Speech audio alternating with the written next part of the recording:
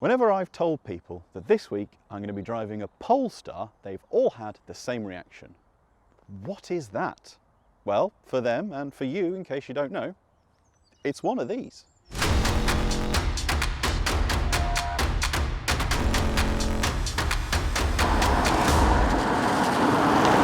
Well, let's start with the elephant in the room. As much as Polestar want you to know they are a chic, young, cool company, there's no denying this is, well, it's an electric Volvo, isn't it? There's nothing wrong with that, but it's what it is. And I can't help but feel when they decided what a Polestar was going to be, they just had a big meeting, put down a sheet of paper and wrote, Swedish minimalist, and then all nodded and had coffee. They were pretty happy with it. Even the badge, when you look at it on the wheels, it's just two arrows pointing towards each other. That's it. There's nothing more to it. But in reality, there wasn't a lot to take away from a Volvo, but they've done it quite well. And there's some really nice little touches on this car that I quite like. There's the fact that there's these Thor's hammer decals through the middle of the headlights, which is very, I guess, Swedish in a way. Or that on the side, in very simple lettering, if you ever forget what your car is, it tells you, just like it does on your laptop, and it says how big the battery is and how much power it has. And then there's the lights at the back, which go all the way across, and when you turn them on, there's a beautiful little dance that they do as they come on. And on this particular one, equipped with the Sport Pack, it's got vivid orange Brembo brakes, which I, think look very cool, certainly with this grey paint. The other thing to notice is that, well, it's a saloon, isn't it? We live in a world where all the EVs coming out, they're either massive SUVs, they're tiny little hatches. Well, I mean, there is the Tesla Model S and the Model 3, and then, there's the Taycan, but they're all sort of swoopy coupe style shapes. This is very much an old school saloon shape, and I think we should applaud them for that. But we still live in a world that likes things that ride higher, so it does sit higher off its wheels than you'd expect, even though they are giant 20-inch alloys on this particular one. And it's got rubberized bumpers all around the outside and the bottom, just like an old Volvo cross country. And you know what? I really like it.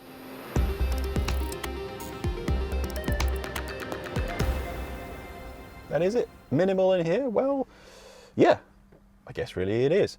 I do like the way that they've done everything in here. And before I go on to anything else, I must congratulate whoever it was spec'd this particular car, because the mixture of this light grey with the incredibly lurid orange seatbelts is just fantastic. You've got to start with the screen, which is massive and sits here in the middle. And I really like the way that they've implemented it. A bit like it's sitting in some kind of dock. And sadly, you can't take it away, or I'd probably go home and do my work on it. But it just looks really nice. And that screen is actually 15 inches, which is bigger than the screen on a Bentley Flying Spur, and sadly does now control basically everything. But if you can't be faffed with finding your way through menus, there's Google Assistant, which has been around for ages and we know works very well.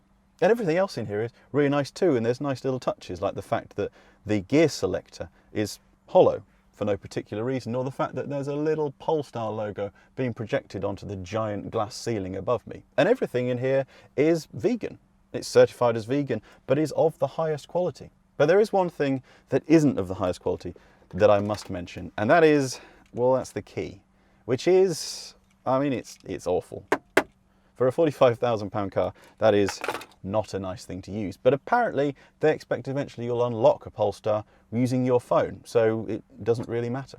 That big screen is very, very big and can be a little daunting at first.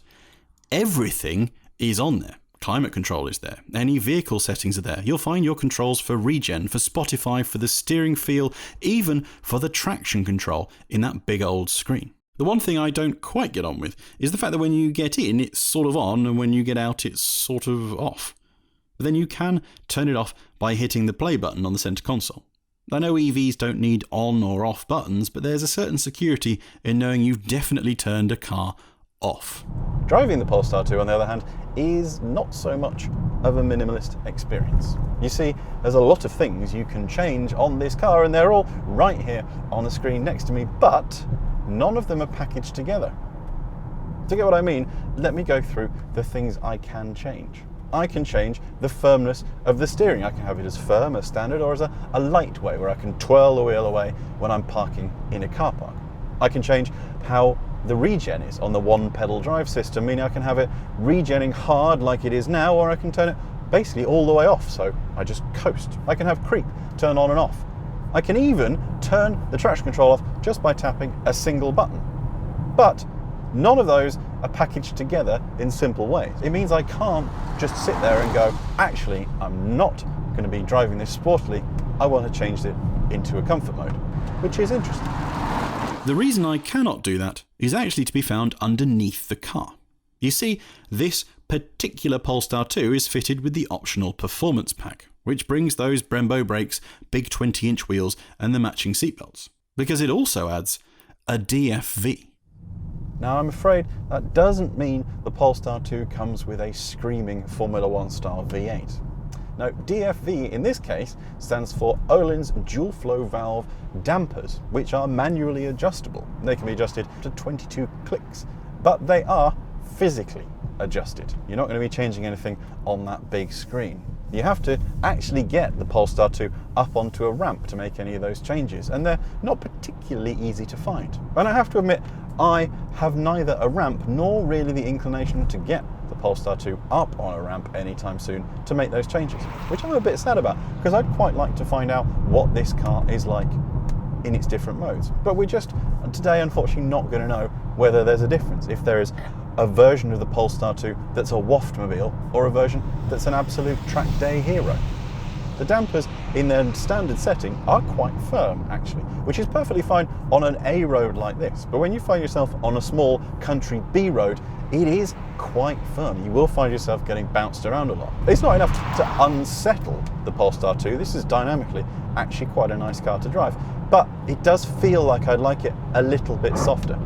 I would like to know how the Polestar 2 feels on its normal dampers without the sport package. One of the things I do like about how simple it is, and is very simple change, is the way the one pedal driving works on this. If you've not come across one pedal driving, it is exactly what it says on the tin. In fact, to explain it makes it sound more complicated than it actually is. You see, it literally means that basically everything is done through the accelerator pedal. You put your foot down to accelerate, you lift off to brake. The steering is, well, it's rather nice actually. It's better in firm mode. Standard, I'm not 100% sure really what the point of standard is, because I don't know who'd want to be in that. I guess there's some people who don't, but it's not, when it says firm, it is not heavy. There's no massive weight to this, it's just the better of the three settings. Light is only to be used really when you're parking or around town, and it makes the steering really easy for when you want to just, I don't know, park. But what about the numbers? Well, this particular Polestar 2 will cost you £56,800, and the majority of that comes from the aforementioned performance pack, which is £5,000 of that cost. So at £49,900 for a full-sized electric car, this is a very formidable prospect. There is only one powertrain for the two at the moment. That's two 150 kilowatt motors, which produce a total of 410 horsepower. They also give you 660 newton meters of torque, which means the Polestar 2 will give you M3 levels of power for £49,000. There's only really one car in the range, which means the Polestar 2 comes with a 78 kilowatt battery. It's a 400 volt battery, and that means it'll do on a WLTP cycle a bit over 300 miles before you need to recharge. The important thing here from that is that it has 660 newton meters of torque, which is, well, it's a lot. That means that the Polestar 2 can hit 62 miles an hour in 4.7 seconds, which, by the way, is faster to 62 miles an hour than the new Taycan rear-wheel drive. That's right, a Volvo that's faster than a Porsche. Didn't think I'd ever say that. It'll do 127 miles an hour if you so wish, but obviously at that point it will completely drain its battery in about 34 seconds. Actually, it feels in many ways quicker than even those numbers suggest. Now, when you leave the line from some traffic lights, or if you somehow got yourself into a Fast and the Furious drag race against Vin Diesel, it doesn't feel like some electric cars do, like it's going to send your innards out through the boot. Where it feels incredibly fast is in the mid-range. It's where you need to change lanes, or you have had someone turn in front of you and you need to accelerate. When you're doing 20 to 40 and you need to add 20 miles an hour, that is where you put your foot down a bit further and you really feel like it's trying to rearrange your insides. So you come around a corner like this, you put your foot down and off we go. And I'm not exaggerating that. That genuinely is how rapid this thing is in the mid-range. And one of the things that's brilliant that I really do want to talk about is slightly odd, because it's the wing mirrors. Now they are rimless, which sounds a bit odd and sounds a bit like they're going to break, but it's not. And the reason they are rimless is because it saves surface area. So it means there's less drag from them while you can still have the same size wing mirror. It means in order to reduce the amount of drag coming from the car, they haven't had to reduce the amount of vision you get, which is brilliant. And they actually look really nice to look at. They're really nice to use, which is an odd thing to be saying about a wing mirror. But it shows how you don't need something like, I don't know, cameras for wing mirrors, like you get on a Honda E or an Audi e-tron. You don't need something like that. If you think slightly laterally, you can retain the simplistic way of using that. I know some people like those cameras, and I know that kind of feature's quite cool in some ways, but I just like how well this has been thought out. And it signals another thing about this car, in that there's no gimmicks. Yes, it's full of tech. Yes, it's loaded with all the things that you want, and there's a massive screen there doing everything, and you spend half your life just, getting Google Assistant to do things. But it's not got a fart mode. You can't bring your N64 in here and play video games on the big screens. There's nothing like that. It is just a car that gets on with being a car. And that's brilliant. That's what we need right now. We need the kind of car that can go up against a 3 Series and be electric while not being necessarily a Tesla. There's nothing wrong with a Tesla or what Tesla does. It's just they do what they do, and people sometimes want just a car. And while calling the Polestar 2 just a car it's not doing it justice. The beauty of this car, I think, is that it manages to be just a car. An excellent, excellent car.